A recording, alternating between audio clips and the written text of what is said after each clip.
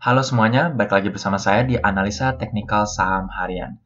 Oke, jadi untuk perdagangan kita hari Jumat kemarin ya, IHSG kita ternyata koreksi ya, masih benar ya. Dan menurut saya itu relatif wajar ya, soalnya mungkin kalian juga nyadar beberapa hari ini IHSG kita terus mengalami kenaikan, pasti akan ada saatnya dia koreksi ya. Dan kita ketahui hari Jumat IHSG kita cenderung merah dan hari Jumat pun ternyata benar IHSG kita terkoreksi ya.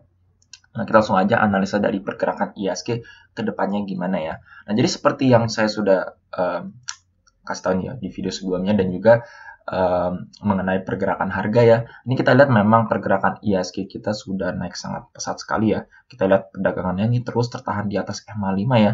Jadi emang sangat pesat sekali dan pakai Bollinger Band-nya pun ya pasti ini akan nembus standar deviasi plus 2-nya ya. Kita langsung ya saya tunjukin aja. Bollinger Band. Ya, jadi ini ya. Kita lihat ya, waktu perdagangan kemarin itu memang pasti menyentuh level standar deviasi plus 2. Dan juga ntar kalau kalian pakai time frame yang lebih rendah pun ya. Maaf. Nah, kita lihat time frame lebih rendah pun juga pasti kena ya, pasti ya. Karena Bollinger Band-nya ya. Jadi biasanya emang kalau udah melebihi Bollinger Band itu cenderung harganya sudah cukup tinggi. Dan cenderung akan ada pullback terlebih dahulu ya. Dan ternyata pada hari Jumat memang hari koreksi ya. Nah, tapi yang cukup menariknya dari pergerakan harga bahwa ini kita lihat ya saat dia koreksi tembus ya, sempat tembus di bawah level supportnya ya, resist yang baru break.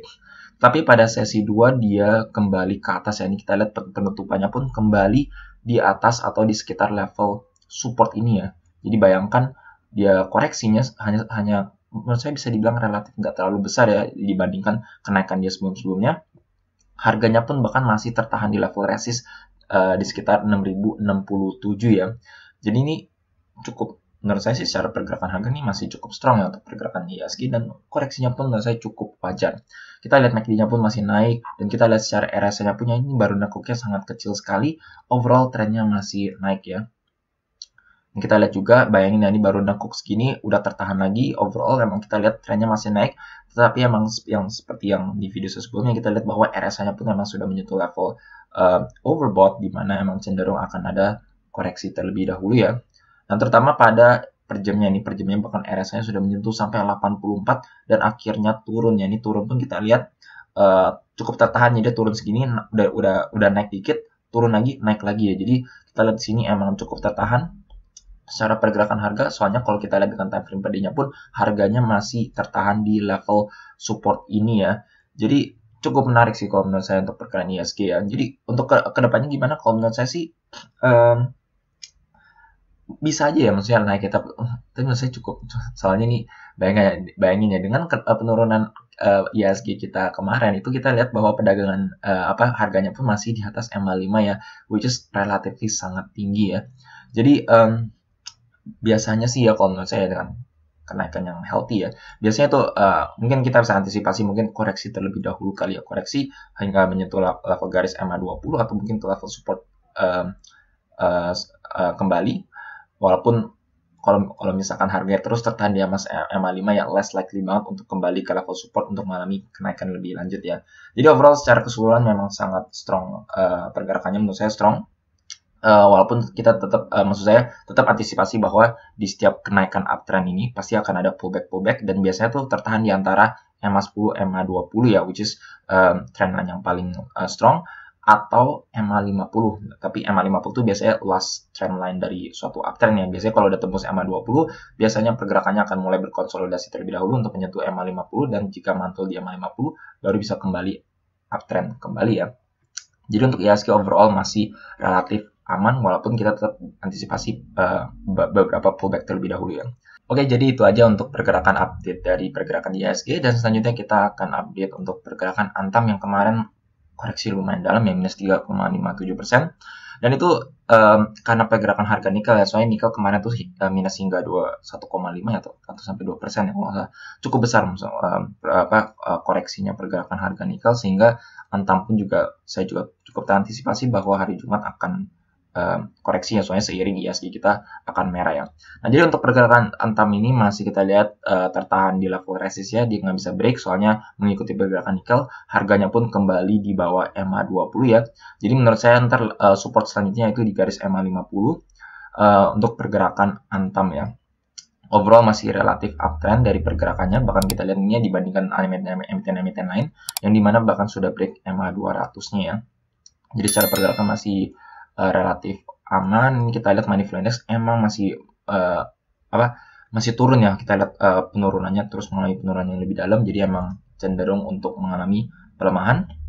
Nah, walaupun kita lihat dengan time frame per day-nya kita lihat terus mengalami penurunannya, tetapi dari time frame per 4 jam ini sebenarnya emang ada tanda-tanda dia udah balik ya, yaitu waktu saat sempat dia turun ke dalamnya sampai ke 2200 kembali, dia emang pelan-pelan naik ya. Dan saat ini pun dengan koreksi hari ini Antam ini relatif masih tertahan di level yang cukup tinggi ya. Overall per jamnya pun masih mengalami kenaikan. Nah, kita lihat dengan time frame per jamnya waktu menyentuh di sini emang relatif pas di level support, money flow index emang relatif cukup tinggi dan akhirnya dia turun kembali. Dan ini sebenarnya menengkuk lebih dalam itu karena pergerakan harga nikel ya. Jadi ini kita lihat harganya sebenarnya relatif tertahan, tetapi pada perdagangan kemarin harga nikel terjun dan akhirnya money flow index ikut terjun, walaupun kita lihat di sini sebenarnya masih relatif tertahan ya. Jadi kalau menurut saya Antam ini jelas banget mengikuti pergerakan harga nikel ya, dan saat ini emang dia lagi mengalami penurunan. Money flow index-nya pun tapi masih tertahan di sekitar level 40-an ya. Kita lihat masih di level 43, relatif masih bullish untuk pergerakan Antam. Nah, kita langsung update aja untuk pergerakan harga nikel ya. Soalnya pergerakan harga Antam cenderung mengikuti pergerakan harga nikel. Nah, jadi dari video saya sebelumnya saya bilang bahwa nikel ini kembali naik ke level resistannya ya. Jadi sempat dia naik ke level resist, turun jebol beberapa support, terus dia kembali menyentuh level resist. Dan perdagangan kemarin tuh minus 1,55% dan perdagangan hari Jumatnya itu ditutup indecision in the market ya. Soalnya kita lihat sini candle-nya ini mirip doji, soalnya hanya plus 0,03% ya. Jadi doji candle mirip seperti doji candle di mana ada indecision dari pergerakan harga nikel ya. Jadi kalau kita lihat di sini sebenarnya pergerakan harga nikel ini cukup menarik, soalnya kita lihat ya. Saat dia menyentuh level resisten di sini, dia turun di sini, terus dia naik kembali ke level resisten. Saat ini dia lagi sedang turun ya. Kita lihat secara pergerakan harganya pun sekarang masih relatif di atas MA20. Biasanya kalau ada tahanan di level resisten ya, biasanya cenderung untuk menguji level resistennya ya, dan biasanya itu ditunjukkan beberapa chart pattern. Dan kalau kita lihat di sini ya, menurut saya mirip ya seperti dia, soalnya dia terus tertahan di level resist, dan kita harus pantau untuk pergerakan harga nikel selanjutnya. Kalau misalkan nikel untuk titik rendahnya dia bisa lebih tinggi dari sebelumnya, mungkin akan menunjukkan pola seperti ascending triangle ya, di mana titik ketinggiannya terus tertahan di level resist, tetapi titik rendahnya terus mengalami kenaikan ya. Jadi pergerakan harganya mulai merucut, resistennya terus mengalami diuji terus, dan lama-lama pasti akan break ya. Dan breaknya cenderungnya ya untuk ascending triangle dia naik ke atas ya. Nah, kita lihat dari money flow index-nya, memang kita lihat di sini relatif masih nanjak, walaupun sebenarnya saat dia menyentuh di sini level ketinggian di sini, terus dia menyentuh level yang ketinggian lebih tinggi. Ini kita lihat money flow index-nya nggak mencapai level ketinggian dia sebelumnya ya. Sama seperti MACD-nya, kita lihat histogramnya bahkan lebih rendah ya. Jadi memang ada tanda-tanda bearish divergence dari pergerakan nikel, dan koreksi pun menurut saya cukup relatif wajar ya. Jadi walaupun demikian ya, walaupun kita lihat ada bearish divergence, tapi kita lihat bahwa money flow index-nya masih relatif tertahan, dan pada perdagangan hari Jumatnya pun nikel masih tertahan di atas MA20 ya. Maksudnya nggak kayak yang sebelumnya di mana dia biasanya kalau udah mulai koreksi dalam biasanya akan dilanjutin dengan koreksi-koreksi yang lebih terus-terusan ya. Jadi kita mungkin tetap wait and see ya kalau menurut saya untuk pergerakan nikel. Biasanya cenderungnya kalau kalian mau masuk atau entry ini, biasanya kita mungkin tunggu pergerakan breakout-nya ya, yaitu apabila nikel bisa break di resist di 1336 berdasarkan MCX-nya ya. Dan jika benar bisa breakout, itu membuka ruang untuk harga nikel kembali menyentuh level tertinggi dia sebelumnya, atau bahkan mencapai level ketinggian dia selanjutnya ya. Dan kalau misalkan nikel memang benar breakout, kalian bisa lebih pede untuk masuk ke saham-saham nikel seperti Antam, Inco, dan juga yang lainnya ya. Jadi seperti yang analisa teknikal tadi Antam ini, kita lihat bahwa pergerakan Antam pun juga relatif seperti berkonsolidasi ya, misalnya dia naik di atas MA20 tapi dia turun kembali rata-rata di atas MA50. Jadi menurut saya masih akan berkonsolidasi, di mana dia akan menunggu pergerakan harga nikel untuk breakout ya kalau menurut saya. Oke, jadi itu untuk pergerakan Antam, dan selanjutnya mungkin saya akan update, ada yang request yaitu MBAP ya. Nah, jadi untuk MBAP ini yang cukup kaget kalau menurut saya, maksudnya saya antisipasi dia akan koreksi ya semuanya, sesuai dengan video saya sebelumnya. Mungkin saya akan cantumkan di bagian kanan atas, di mana kita lihat bahwa ada tanda-tanda bearish divergence dari pergerakan MBAP ya. Ini kita lihat dari 4 jamnya, kita bisa lebih jelas. Kita lihat di sini saat dia menyentuh di sini, terus dia menyentuh level yang lebih tinggi, ini MACD-nya sudah turun ya, histogramnya bahkan udah turun, garisnya pun juga sudah menunjukkan penurunan, ini lebih jelas ya. Harga mencapai level lebih tinggi, tetapi MACD-nya justru turun, money flow index-nya juga justru turun ya. Jadi yang menurut saya ada tanda-tanda dia akan koreksi, dan menurut saya cukup wajar, soalnya emang dia menyentuh level resisten, yaitu ketinggian dia sebelumnya, di mana biasanya ada pullback terlebih dahulu, dan antisipasi saya itu adalah pullback-nya at least ya menyentuh level MA20, yaitu di garis ungu ini.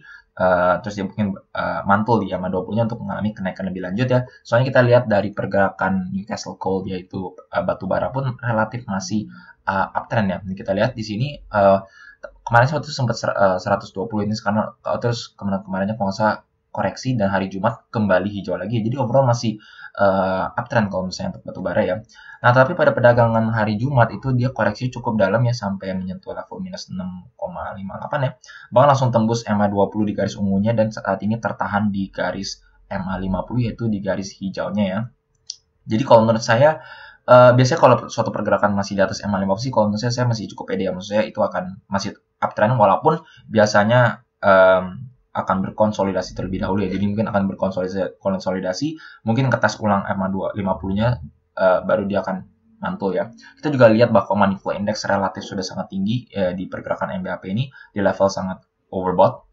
Jadi mungkin akan koreksi dulu, turun dulu ya, untuk ya maksudnya koreksi wajarnya dia turun dulu, terus pas agak turun dia mungkin lebih ada tenaga untuk dia naik untuk break resistnya, dan juga diikuti dengan pergerakan batu bara ya.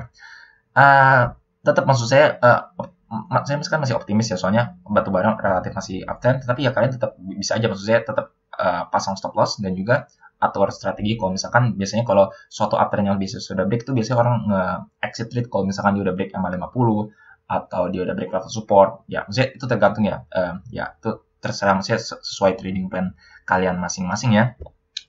Oke, itu MBAP. Dan selanjutnya untuk yang terakhir, yaitu isu yang lagi dia bicarakan ya, yaitu GIA, yaitu Garuda Indonesia Persero ya. Nah, jadi sebelum saya analisa teknikalnya, jadi saya mungkin jelaskan ya, maksudnya kenapa GIA ini kemarin koreksi cukup dalam ya, langsung menyentuh level ARB. Jadi openingnya tuh dia hijau ya, pre-marketnya di hijau, tetapi langsung pelan-pelan dia turun dan menyentuh level ARB ya. Itu karena ada isu dari beritanya ya. Nah, jadi untuk GIA sendiri ini saat ini sedang bisa dibilang kayak lagi ada masalah ya. Jadi kalau kalian pantau di RTI Business atau di Stockbit pun, ini ada tulisan bahwa GIA ini laporan keuangan terakhirnya itu menunjukkan ekuitas negatif ya. Kalau kalian lihat di RTI Business emang dia negatif, soalnya laporan keuangannya itu masih yang 30 September 2020 ya. Jadi yang Desember 2020 itu bahkan belum ada ya. Dimana rata-rata emiten lain itu sekarang udah kuartal 1 2021-nya bahkan udah keluar. Ini GIA masih di September 2020 ya, jadi Desembernya pun belum keluar. Nah, perusahaan ini juga tercatat belum menyampaikan laporan keuangannya, yaitu yang di 2020, jadi relatif bisa dibilang ya ini telat ya untuk melaporkan keuangannya ya. Jadi dengan ekuitasnya yang negatif, dan kita juga ketahui bahwa GIA ini saat ini sedang mengalami masalah ya, soalnya jelas banget dengan masalah pandemi ini pasti keuangannya bermasalah karena penerbangan dilarang ya. Nah, jadi GIA ini sebenarnya lagi ada masalahnya ya utang lah ya, soalnya utangnya membengkak, juga liabilitiesnya banyak, tetapi cash yang masuk juga sangat kecil, soalnya penerbangan berhampiran sama COVID ya. Jadi kita bisa tahu emang Garuda ini sedang mengalami utang yang cukup besar ya, bahkan utangnya dari 20T hingga menjadi 70T, dan ini dikarenakan oleh leasing ya, yaitu dimana penyewaan Garuda terhadap beberapa pesawat nih, kalau kalian bisa baca di sini ya. GIA ini mencapai kerugian yang sampai, maksudnya utangnya sampai 70T itu karena dia sewa leasing pesawat di luar batas wajar ya. Jadi ini ada beberapa pesawat wajar sewa yang dia Garuda Indonesia ini, dan karena masalah pandemi ini jadi dia tetap membayarkan leasingnya, tapi nggak ada yang maksudnya penerbangannya sangat terbatas. Jadi ya jelas banget pasti emang keuangannya membengkak ya. Jadi emang itu ya, jadi leasing ya. Jadi ini bisa bilang krisis Garuda Indonesia saat ini nih sedang terdampak karena utang dan juga karena leasing tersebut ya. Jadi kita tahu nih masalahnya cukup besar untuk GIA. Tapi kalau menurut saya GIA ini adalah bisa dibilang salah satu BUMN penerbangan yang bisa dibilang maksud saya bisa kita banggakan ya. Soalnya Garuda Indonesia sendiri ini udah sempat mencetak beberapa penghargaan skala internasional. Jadi kalau menurut saya memang laporan keuangannya cukup berat ya. Tetapi menurut saya dari negara, dari pemerintah akan bertindak ya menurut saya ya. Pasti akan, maksudnya bukan saya pasti sih, maksudnya saya berharap sih menurut saya pasti akan diselamatkan ya. Maksudnya dengan cara apa atau gimana, saya kurang tahu ya. Jadi itu untuk menurut saya. Jadi tapi kalau untuk saat ini memang cukup buruk gimana. Jadi menurut saya mungkin kalian boleh hindari terlebih dahulu. Tetapi kalau menurut saya, apakah dia akan bangkrut sampai hilang selamanya? Sebenarnya ya kalau nggak salah ya ada beberapa isu yang di negara lain ya, kalau nggak salah di Thailand ya, yang dimana saya kurang tahu ya untuk negaranya. Kalau satu ada maskapai yang juga kerugian dan akhirnya sampai bangkrut ya. Tetapi kalau untuk GIA ini karena ini perusahaan BUMN dan juga namanya terkenal ya, Garuda Indonesia ya, menurut saya akan sangat sayang kalau misalkan dia hilang. Jadi kalau menurut saya pasti akan pemerintah akan mengambil langkah untuk memperbaiki masalah keuangan dari GIA ya.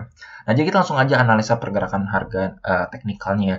Jadi untuk teknikalnya kita lihat sendiri ini sudah MA50 dan juga MA200 yaitu di garis putih sudah mulai mendekati ya kan, sudah bisa dibilang ya akan menyentuh dead cross. Harganya nih waktu itu dia saat IHSG mulai naiknya kan dia GIA ini mulai tertahan ya, dan sempat naik-naik. Tetapi pada perdagangan kemarin itu yang bikin dia terjun jadi dia awalnya dia mau naik hingga menyentuh level MA20, tetapi langsung terjun kembali ke bawah ke level ARB ya. Jadi kita lihat teknikalnya MACD-nya emang masih cenderung turun, Money Flow Index emang cenderung turun, walaupun kita lihat ya dengan dia kembali ke level yang sama ya, bahkan lebih rendah daripada sebelumnya di sini ya. Kita lihat bahwa Money Flow Index sepertinya makan relatif cukup tertahan ya, dari awalnya di 21 dia tertahan kembali di level 26 ya. Jadi emang ada tanda-tanda dia naik dari per day-nya pun ya. Nah, itu dari per day-nya. Ada 4 jamnya juga menarik. Ini kita lihat ya bahwa awalnya nih dia sempat udah mau golden cross ya sebelum ada berita ini ya. Dan kita lihat bahwa Money Flow Index-nya ini juga relatif masih nanjak ya. Jadi saat dia penurunan hari kemarin pun ya, ini kita lihat Money Flow Index-nya bahkan masih relatif lebih tinggi daripada sebelumnya ya. Kita juga lihat dari time frame per jamnya, ini kita lihat sini ya naik ke level yang cukup tinggi, terus dia turun kemarin pun kita lihat Money Flow Index-nya masih relatif lebih tinggi daripada sebelumnya ya. Nah, tetapi ini kan menurut saya ini kan maksud saya kita lihat ya bahwa Money Flow Index-nya tertahan di level yang lebih tinggi, tapi ini karena level batas ARB-nya ya dari